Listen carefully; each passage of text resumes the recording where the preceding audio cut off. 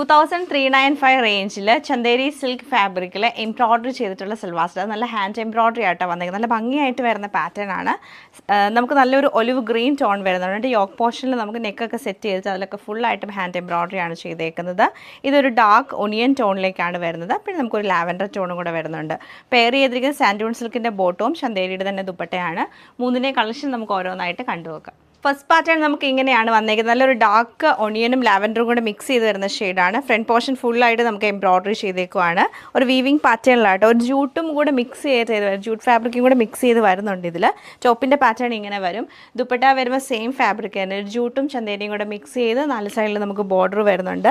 ഇതാണ് ദുപ്പട്ടയുടെ പാറ്റേൺ. കുഞ്ഞു കുഞ്ഞു എംബ്രോയ്ഡറീസ് ഇതിൽ ചെയ്തിട്ടുണ്ട്. എന്നിട്ട് സ്വീക്വൻസ് വർക്കും കൊടുത്ത് എൻഡിലേക്ക് വരുമ്പോൾ കാന്തായ എംബ്രോയ്ഡറി ചെയ്ത് സ്വീക്വൻസ് വർക്ക് കൊടുത്തേക്കുവാണ്.